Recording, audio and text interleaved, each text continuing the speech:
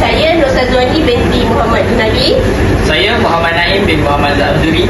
Kami akan membentangkan topik kepelbagaian budaya di sekolah, di mana topik ini amatlah penting bagi kita sebagai bakal cikgu-cikgu di sekolah.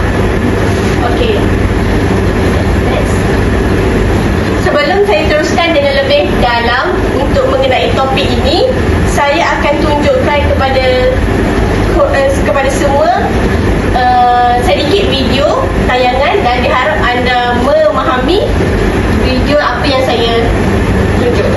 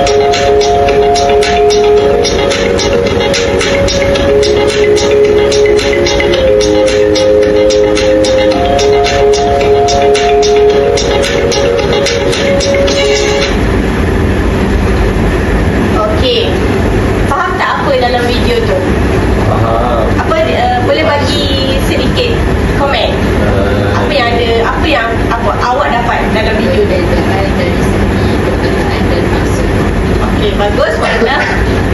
Lagi nak cuba? Ada dua kecelaruan bahasa. Okey, apa video yang saya tunjuk tadi adalah sebagai kata orang tu pengenalan untuk topik sosial budaya kita yang akan saya dan saudara Naim akan bentangkan sekarang. Daripada video ini tadi ditunjuk satu perkataan pusak, kan? Kalau dekat Sarawak pusak tu dipanggil kucing. Tapi tadi dekat dalam tu dia cakap, murid tu cakap pusak tu, pusat yang dekat perut dia tu pusat. Perbezaan huruf T dengan huruf K. Tapi di Terengganu juga dipanggil pusat T tu yang dekat perut tu dipanggil pusak. So sama bunyi dengan Sarawak tapi maksud yang berbeza. Okay. Next.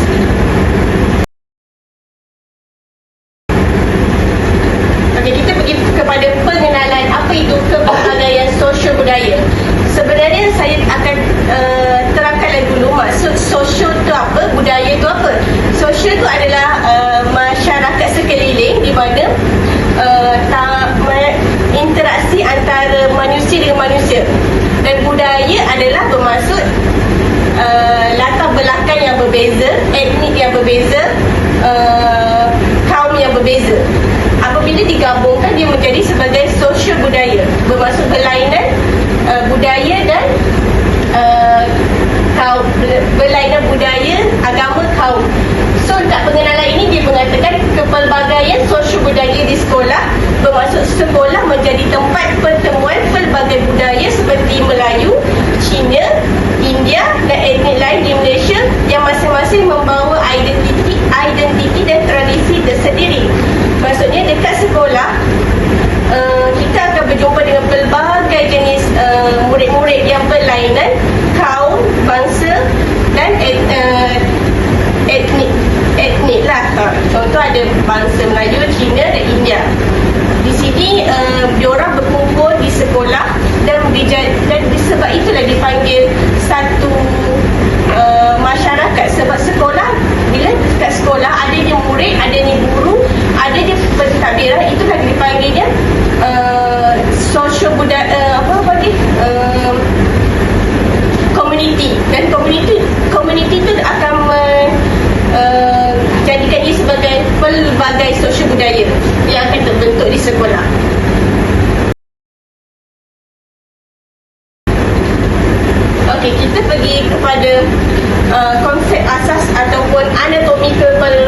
pelbagaian sosial budaya yang bermaksud apa itu kepelbagaian sosial budaya, latar belakang dia. Maksudnya macam mana terjadinya sosial budaya ni, daripada mana.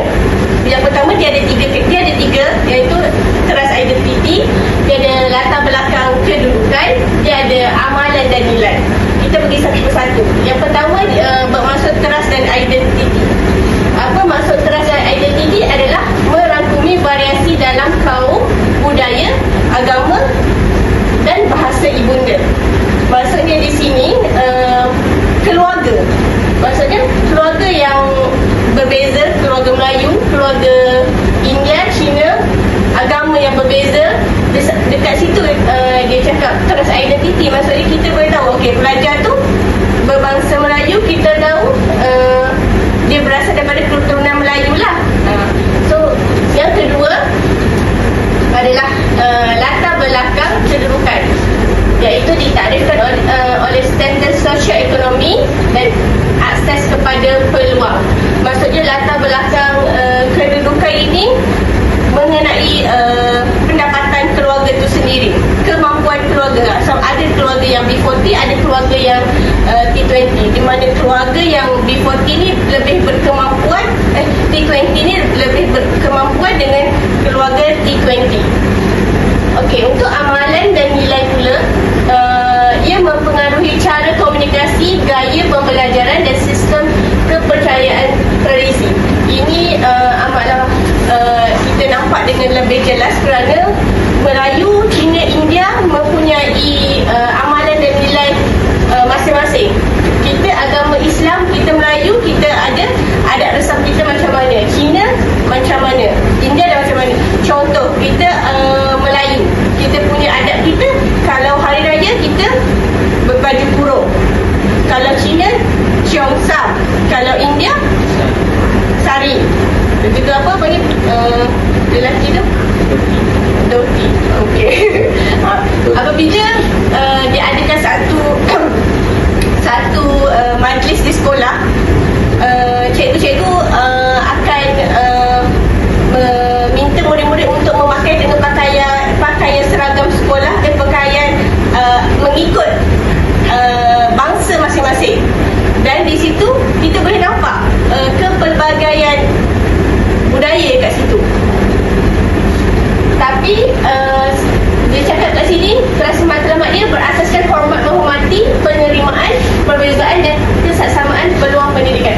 Maksudnya di sini ketiga ini, trust identity, latar belakang kedudukan, amalan dan nilai, mempunyai satu matlamat, iaitu walaupun berbeza bangsa, berbeza agama, berbeza etnik, tapi diorang ada satu matlamat di sekolah. Ada satu matlamat di sekolah, iaitu untuk belajar, untuk belajar bersama-sama mencapai kejayaan bersama-sama. Itu adalah matlamat diorang kat sekolah, walaupun berbeza agama.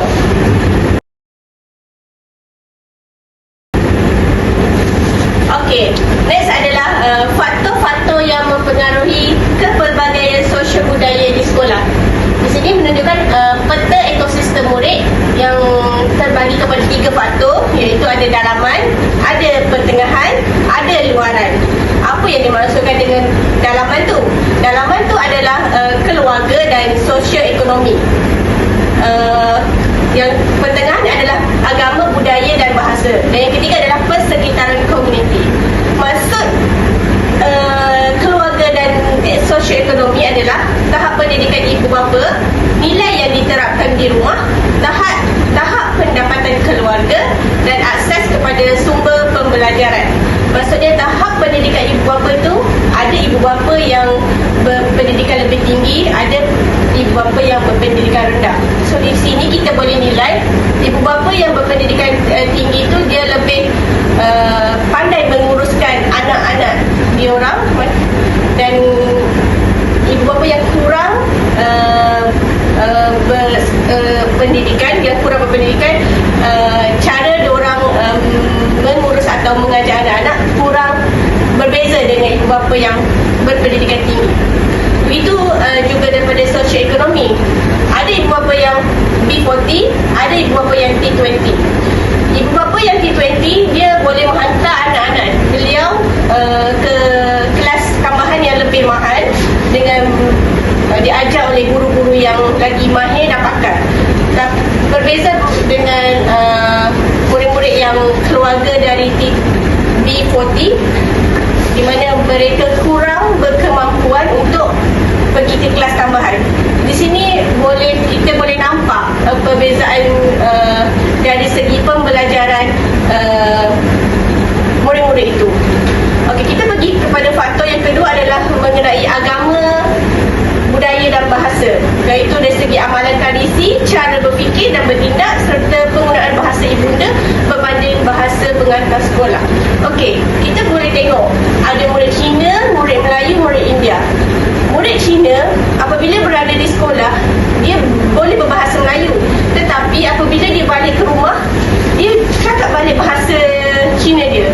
Jadi dia tidak gunakan bahasa Melayu itu sebagai bahasa pengantar dan ini membuatkan mereka kurang mahir, kurang fasih untuk bercakap dalam bahasa Melayu. Okey, di situlah ibu bapa harus menerapkan bahasa kebangsaan kita untuk mereka lebih mahir untuk masa depan.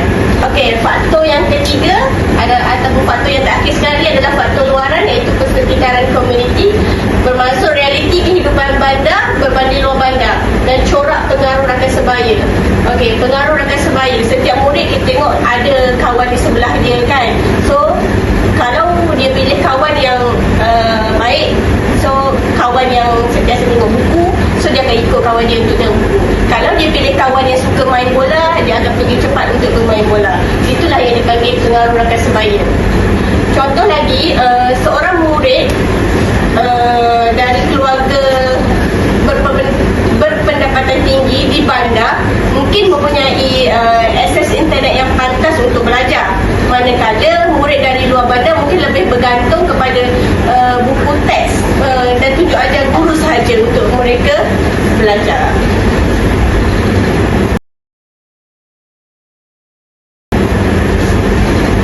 Okey, next adalah implikasi atau kesan sosial budaya terhadap pendidikan.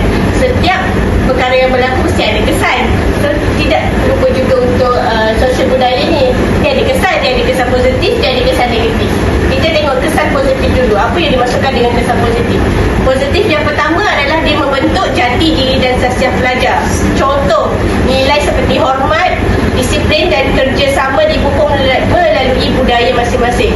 Disebabkan diorang berbeza agama, bangsa dan budaya, so diorang berkongsi di situ nilai-nilai daripada keturunan masing-masing. So kesan positif yang kedua, apa yang diorang dapat adalah untuk dapat meningkatkan toleransi dan perpaduan, iaitu dengan pelajar belajar memahami dan menghormati perbezaan kaum dan agama masing-masing. Cina dia boleh menghormati agama Islam dan Islam boleh menghormati agama Cina. Kita kena saling toleransi. Di situ pelajar boleh memupuk nilai-nilai murni. Dan kesan positif yang ketiga adalah menjadikan pembelajaran ataupun PDP lebih menarik dan relevan. Okey, kesan negatif pula, dia ada halangan bahasa, iaitu perbezaan bahasa boleh menyebabkan kesukaran memahami pelajaran. Di sini bermaksud kadang-kadang sesetengah pelajar berbangsa lain, contoh India dengan Cina, dia tak faham apa yang cikgu ajar dalam bahasa Melayu. So agak susah dia untuk memahami apa yang dia ajar. Itu adalah kesan negatif. Yang kedua adalah jurang sosioekonomi, iaitu kekurangan sumber seperti buku dan teknologi menjejaskan pembelajaran. Okey, dan yang terakhir sekali adalah salah faham budaya, iaitu perbezaan budaya yang boleh menimbulkan konflik ataupun stereotip. Okey, seterusnya saya akan menjemput saudara Naim untuk terangkan dengan lebih mendalam, iaitu peranan guru sebagai ejen sosialisasi. Assalamualaikum warahmatullahi wabarakatuh. Saya Muhammad Naim bin Muhammad Azuri akan meneruskan pembentangan kumpulan kami pada hari ini. Sebelum saya meneruskan pembentangan pada hari ini, suka untuk saya kongsikan kepada anda semua yang mana Malaysia merupakan sebuah negara yang indah, yang mana ianya dihiasi dengan warna-warni pelbagai susu budaya. Begitu juga di sekolah-sekolah di Malaysia, yang mana ia merangkumi perbezaan kaum, agama, bahasa, adat besar serta latar belakang sosial ekonomi yang unik. Kepelbagaian ini bukan sahaja wujud dalam fabrik masyarakat umum, malah ia terpancar jelas dalam dalam ekosistem sekolah. Dalam bilik darjah hari ini, ianya merupakan sebuah mikrokosmo ataupun kata masyarakat Malaysia, di mana tempat murid membawa identiti, naratif peribadi ataupun warisan budaya ke bawah satu bumbung yang sama. Namun kita harus sedar bahawa kepelbagaian ini adalah seperti sebilah pedang yang mempunyai dua mata. Ia boleh menjadi sebuah kekuatan ataupun menjadi sebuah cabaran yang tinggi kepada kita sebagai seorang pendidik, di mana ia boleh mencetuskan polarisasi yang jika ianya tidak diuruskan dengan betul, ia akan menjadi sesuatu yang buruk. Di sinilah letaknya kepentingan peranan kita sebagai seorang guru yang bertindak sebagai arkitek sosial yang bertanggungjawab untuk membentuk perpaduan daripada peringkat akar umbi. Okay, pembentangan saya pada hari ini akan menghuraikan dengan lebih mendalam dalam 3 dimensi utama, di mana saya akan merangkumi peranan, strategi dan sikap profesional seorang guru. Okey, yang pertama adalah peranan guru, di mana guru bertindak sebagai ejen sosialisasi. Ianya membantu murid untuk menyesuaikan diri dengan norma dan tuntutan masyarakat majmuk. Di mana kalau kita boleh tengok dalam kelas yang rancang ataupun dalam kelas yang mempunyai pelbagai kaum, pelbagai sosio, pelbagai latar belakang yang pelbagai, kita sebagai guru bukanlah bertindak sebagai seorang penyampai ilmu sahaja ataupun muallim, tetapi kita menjadi seorang pembimbing yang membantu murid untuk mengasimilasikan norma masyarakat majmuk, di mana mereka perlu membiasakan diri dengan budaya yang berbeza-beza.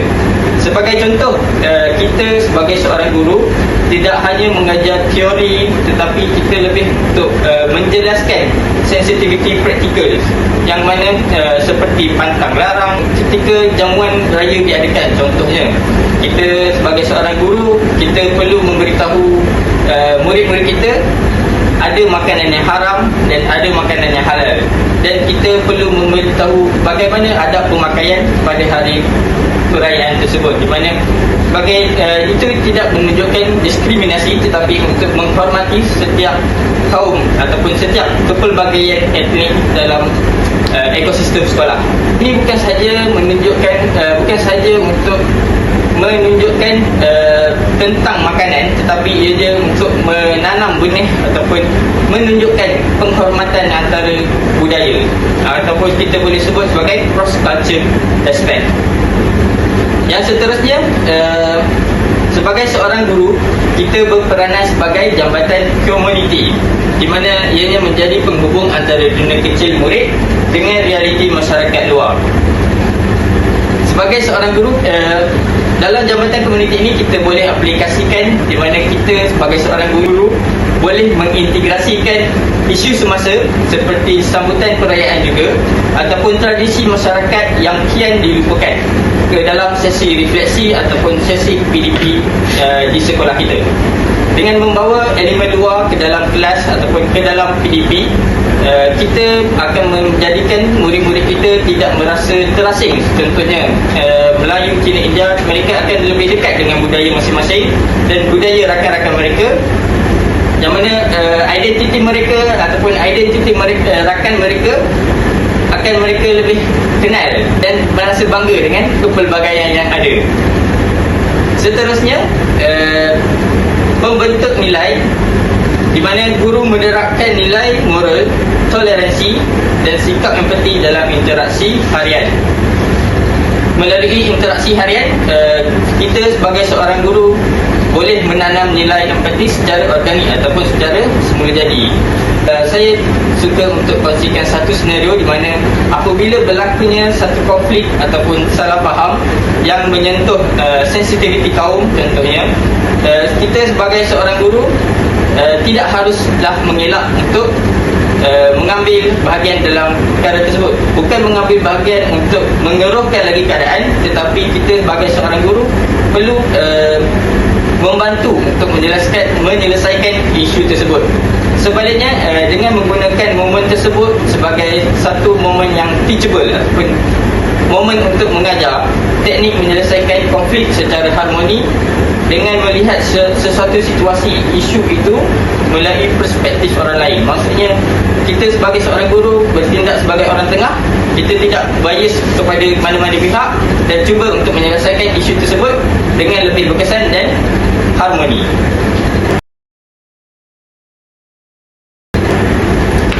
Seterusnya, kita akan masuk kepada strategi guru. Untuk memastikan kepelbagaian sosio-budaya yang ada di sekolah ini diurus dengan lebih efektif, kita sebagai seorang guru memerlukan pedagogi yang dinamik, di mana strategi yang pertama adalah persekitaran pembelajaran yang inklusif, di mana mereka bentuk iklim bilik darjah yang selamat dan meraihkan perbezaan latar belakang murid. Sebagai satu tindakan, kita sebagai seorang guru perlulah menyusun fizikal bilik darjah kita dengan untuk memainkan peranan yang besar. Kerana seorang guru harus bijak dalam menyusun kedudukan murid mereka secara heterogen ataupun mencampurkan jantina, kaum dan juga tahap pencapaian ataupun tahap pembelajaran anak-anak murid mereka. Hal ini kerana apabila adanya kepelbagaian dalam satu kumpulan, mereka akan dapat saling mengenali kelemahan ataupun kekuatan mereka, dan yang mana yang kuat dapat membantu mereka yang lemah. Dengan cara ini, ia akan memaksa murid untuk keluar daripada zon selesa ataupun mereka punya safe zone, dan mereka belajar untuk membina hubungan dengan rakan yang berbeza latar belakang ataupun pencapaian ataupun tahap pembelajaran mereka yang berbeza. Seterusnya, seorang guru perlu mengamalkan pedagogi responsif budaya, yang mana strategi ini untuk menyesuaikan kaedah pengajaran dan bahan bantu mengajar dengan realiti hidup murid, di mana ini boleh diberikan contoh dalam subjek bahasa Melayu ataupun pendidikan seni ataupun kita sendiri pendidikan jasmani. Seorang guru boleh mengangkat suatu tema dalam pengajaran mereka, seperti permainan tradisional, yang mana seperti wow untuk kaum Melayu, kabadi untuk India dan juga lain-lain untuk pelbagai budaya di sekolah mereka dalam kelas tersebut. Apabila murid melihat elemen budaya yang pelbagai ini, budaya mereka diiktiraf di dalam kelas, di dalam kurikulum yang rasmi, mereka akan ada satu perasaan ataupun wujudnya rasa kepunyaan mereka, di mana sense of belonging mereka yang tinggi, yang mana secara langsung atau secara tidak langsung dapat meningkatkan motivasi pelajar kita untuk belajar. Yang seterusnya adalah aktiviti kolaboratif, yang mana rancang aktiviti yang memaksa interaksi silang budaya seperti mana contoh sukan berpasukan ataupun projek berkumpulan. Aktiviti kolaboratif ini adalah kunci utama, di mana dalam sukan ataupun projek berkumpulan, matlamat yang bersama adalah diutamakan, di mana ianya mengatasi perbezaan peribadi. Dalam sebuah pasukan bola sepak contohnya, seorang penyerang tidak akan bertanya apa bangsa rakannya sebelum menerima hantaran bola, tetapi mereka hanya menitik beratkan untuk mendapatkan jaringan, mana mereka hanya fokus pada satu matlamat, iaitu kemenangan pasukan. Dan inilah semangat yang perlu ditiupkan oleh guru dalam setiap tugasan kumpulan yang mereka jalankan dalam bilik darjah.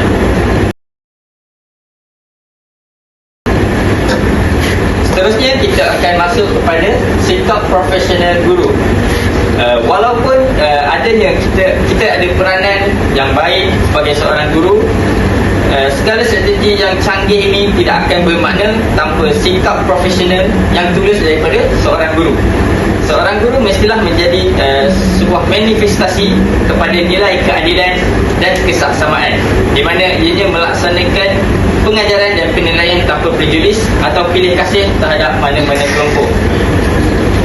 Sebagai contoh, seorang guru perlu mengelakkan sebarang bentuk unconscious bias ataupun ketidakadilan ataupun berat sebelah, di mana setiap murid ataupun sama ada daripada keluarga korporat ataupun keluarga B40 ataupun daripada kaum majoriti maupun minoriti, mereka berhak mendapat peluang dan perhatian yang sama rata dalam bilik darjah. Selain itu, guru perlu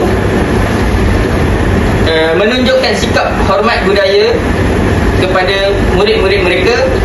Dengan cara ini, mereka akan menunjukkan penghargaan dan keterbukaan penuh terhadap kepelbagaian adat dan kepercayaan. Sebagai contoh, dalam bilik darjah kita ada murid yang berbangsa India, berbangsa Melayu dan juga berbangsa Cina. Sebagai seorang guru, kita boleh mengucapkan salam ataupun selamat kepada mereka-mereka yang bukan Melayu dengan cara menyebut Dongsi Pacai ataupun Banakum kepada yang India. Mana bukan sekadar untuk basa-basi hanya memberi salam, tapi ianya menjadikan satu pengiktirafan rasmi kepada pelajar-pelajar yang bukan berbangsa Melayu untuk menunjukkan eksistensi budaya dalam kelas mereka, yang mana ini akan dapat membantu guru untuk membina jambatan emosi ataupun silaturahim antara pelajar-pelajar dalam kelas, antara guru dan juga murid. Dan seterusnya adalah seorang guru perlu menunjukkan role model yang positif dan di mana mereka mempamerkan tingkah laku teladan yang mencerminkan integrasi nasional dalam kehidupan seharian. Para pelajar kita akan melihat bagaimana guru mereka berinteraksi sama ada dengan rakan sejawat ataupun dengan yang berlainan kaum di dalam ekosistem sekolah. Sebagai impaknya, jika seorang guru mempamerkan kemesraan dan kerjasama yang akrab dengan rakan setugas yang mana mereka mempunyai latar belakang yang berbeza, secara automatik atau secara langsung murid akan mencontohi tingkah laku tersebut, kerana seorang guru ini adalah satu teladan yang baik, di mana kita sebut dia sebagai kepimpinan melalui teladan, di mana ianya adalah salah satu kurikulum yang tersembunyi yang paling berkesan dalam mendidik jiwa murid-murid kita. Sebagai penutup dan rumusan untuk pembentangan kita pada hari ini, suka untuk saya kongsikan bahawa kepelbagaian sosial budaya di sekolah bukanlah satu bebanan, melainkan satu aset nasional yang tidak ternilai. Namun aset ini hanya akan membuahkan hasil sekiranya ianya diurus dengan bijaksana, empati dan profesionalisme yang tinggi. Kita sebagai seorang guru bukanlah sekadar untuk menyampaikan formula matematik atau hukum tata bahasa. Kita sebagai guru adalah satu penenun yang menenun perpaduan dalam bilik darjah ataupun dalam ekosistem sekolah, yang mana menyatukan benang-benang perbezaan menjadi sehelai kain sarung yang indah dan utuh. Dengan pendekatan yang betul, bilik darjah kita akan menjadi tapak kemayan yang subur bagi melahirkan generasi Malaysia yang bukan sahaja pijak inteleknya, tetapi juga murni jiwanya dalam menghargai erti kebersamaan. Oleh itu, marilah kita bersama-sama menggaras amanah ini demi masa depan Malaysia yang lebih harmoni, stabil dan sejahtera. Itu saja daripada saya. Sekian, terima kasih. Okey, kita buka kepada sesi soal jawab. Ada soalan daripada semua? Okey, silakan Wardah. Okey, saya nak tanya tentang bagaimana perbezaan status sosioekonomi SES boleh menjadi halangan kepada keberkesanan pembelajaran murid di sekolah. Terima kasih Wardah atas soalan itu. Okey, berdasarkan ingat tak peta yang saya tunjuk tadi? Jangan saya pergi. Ini. Okey, berdasarkan peta ekosistem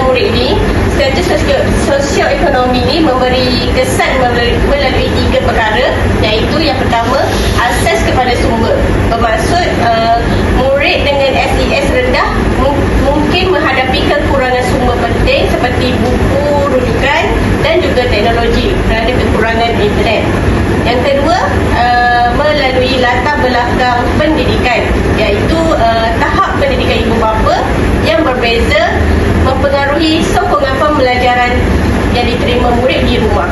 Sebab macam yang saya cakap sebentar tadi, ada ibu bapa yang berpendidikan tinggi dan berpendidikan rendah. So yang ketiga adalah melalui jurang peluang. SES ni menentukan tahap pendapatan keluarga yang seterusnya menghadkan akses murid kepada peluang-peluang yang lebih tinggi. Jelas tak, Wardah? Okey, terima kasih. Saya ada soalan. Macam mana kita nak tahu guru ni ialah satu enjin pembangkit keterangkuman yang penting untuk ekosistem sekolah? Baik, terima kasih untuk soalan yang bagus ini. Untuk kita sebagai seorang guru dianggap ataupun apa kita, macam mana kita nak tahu seorang guru itu adalah ejen pembangkit keterangkuman. Seorang guru ni memegang peranan kerana mereka berfungsi daripada beberapa kapasiti utama. Yang pertama adalah kita sebagai seorang guru berperanan sebagai role model, di mana cikgu ataupun guru akan menjadi contoh utama dalam memamerkan toleransi praktikal dan sikap hormat terhadap budaya lain secara nyata di hadapan anak-anak murid. Yang kedua adalah kita sebagai seorang guru sebagai pembentuk nilai ataupun ini adalah sebagai salah satu tindakan sebagai seorang guru membentuk nilai murid-murid kita, di mana guru secara aktif membentuk sistem nilai murid dan menggalakkan interaksi positif antara murid yang datang daripada berbagai latar belakang melalui aktiviti yang berserta, maksudnya aktiviti yang dirancang. Dan yang terakhir adalah sebagai guru ni berperanan sebagai pewujud persekitaran yang selamat, di mana guru bertanggungjawab membina bilik darjah yang adil pada budaya-budaya yang berbeza untuk anak-anak murid yang mempunyai latar belakang yang berbeza, sosioekonomi yang berbeza dan bangsa-bangsa yang berbeza, yang bebas daripada pengaruh stereotip negatif. Terima kasih. Terima kasih atas soalan-soalan yang dikemukakan